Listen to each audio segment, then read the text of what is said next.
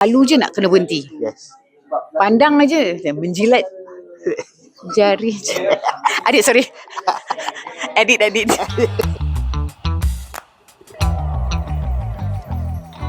Pada usia 49 tahun tahun ni. Terkantul pula. kita buat research tau. Okey, pada usia sekarang lah orang kata energy Oh, you won't stop me laughing, man. Okay. energy masih lagi tip top. Yeah. Mungkin dari segi pemakanan. Exactly. Apa yang akak boleh kongsikan pada usia 49 tahun, kesihatan pemakanan tu bagaimana yang akak amalkan? Okay, number one, makanan sebenarnya lebih penting daripada exercise.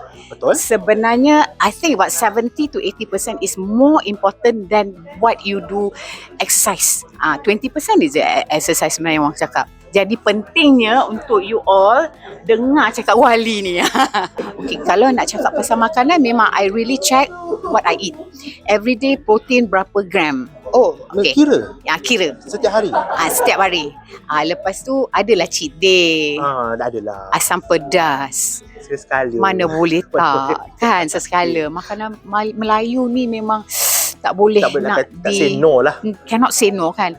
Jadi I memang timbang the food like I will always go for steak, salmon, and then of course kena dengan vegetables, you know, that kind of thing lah. Memang sangat-sangat I utamakan. Sebenarnya dia tak perlu kurus tau. Minta maaf, tak perlu sangat-sangat kurus. Yang penting badan tu kuat. Betul. Okay. Bila kali terakhir Kak Norin makan fast food ataupun mungkin dah avoid lama dah makanan fast food ni ataupun junk food? Oh, dah lama dah. Dah lama. Nasi pun dah lama. Oh, okey. Kalau macam fast food I misalnya. do eat nasi, dia macam satu sudu, dua sudu je. Okey. Actually boleh.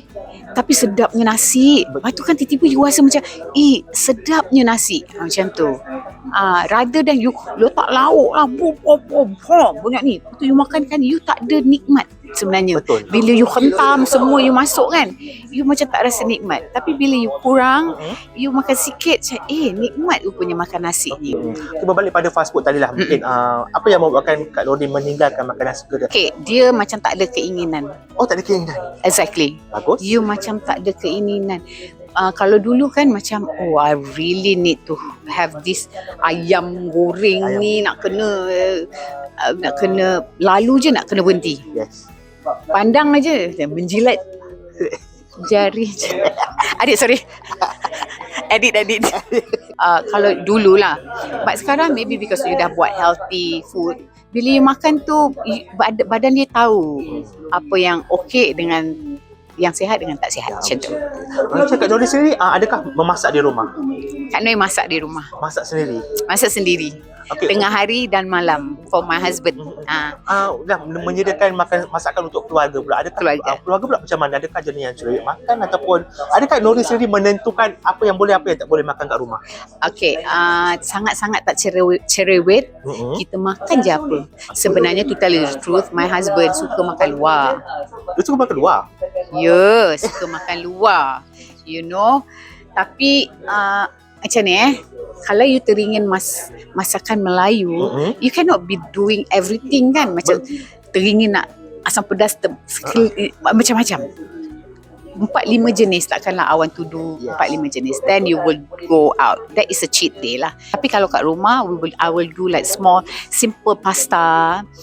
Like memang pentingkan protein lah sekarang, dek. Kakak tengah build muscle.